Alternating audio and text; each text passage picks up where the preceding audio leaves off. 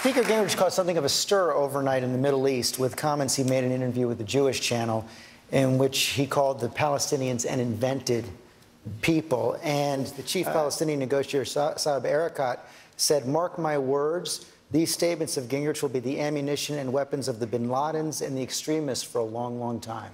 How would he know the difference? Let me start, George, simply. Is what I said factually correct? Yes. Is it historically true? Yes. Are we in a situation where every day rockets are fired into Israel while the United States, the current administration, tries to pressure the Israelis into a peace process? Hamas does not admit the right of Israel to exist and says publicly not a single Jew will remain. The Palestinian Authority ambassador to India said last month, there is no difference between Fatah and Hamas. We both agree Israel has no right to exist. Somebody ought to have the courage to tell the truth.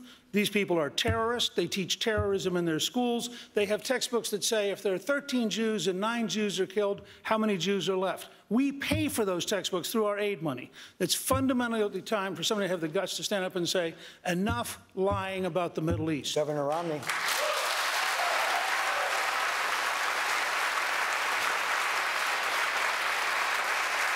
The Speaker said he's just telling the truth. Do you take any issue with that characterization of the Palestinians as an invented people? I happen to agree with most of what the Speaker said, except by going out and saying the Palestinians are an invented people. That, I think, was a mistake on the Speaker's part. I think the Speaker would probably suggest that as well. I don't think we want to. Maybe not. I think we're very wise to stand with our friends, Israel, and not get out ahead of them. This president decided he was going to try and negotiate for Israel by saying, let's go back to the 67 borders. That's not what Israel wanted to hear.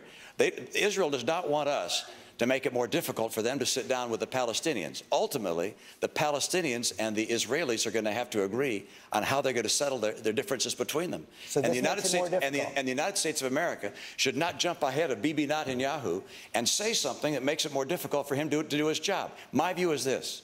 We stand with the Israeli people. We link arms with them. If we disagree with them, like this president has time and time again, we don't do it in public like he's done it. We do it in private. And we let the Israeli leadership describe what they believe the right course is going forward. We don't negotiate for the Israeli people. We stand with the Israeli people, stand with our friends, and make it very clear.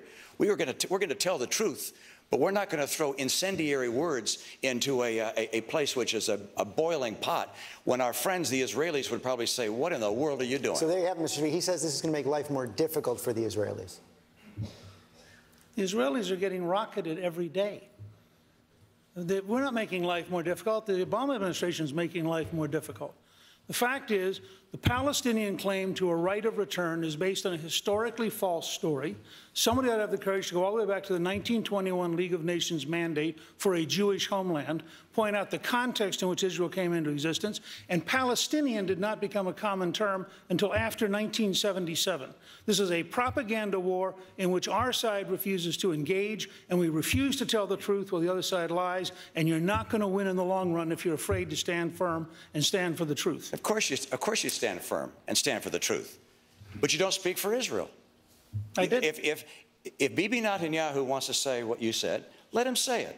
But our ally, the people of Israel, should be able to take their own positions and not have us negotiate for them. I want to turn, if I can, Can I just say one last thing?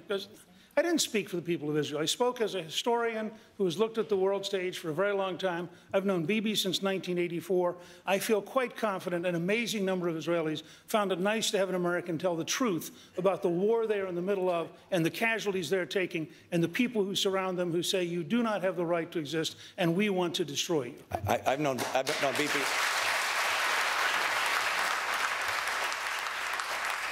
I've also known Bibi Netanyahu for a long time. We worked together at Boston Consulting Group. And the last thing Bibi Netanyahu needs to have is not just a person who's an historian, but somebody who is also running for president of the United States. Stand up and say things that create extraordinary tumult in his neighborhood. And if I'm president of the United States, I will exercise sobriety, care, stability, and make sure that in a setting like this, anything I say that can affect a place with rockets going in, with people dying, I don't do anything that would harm that process.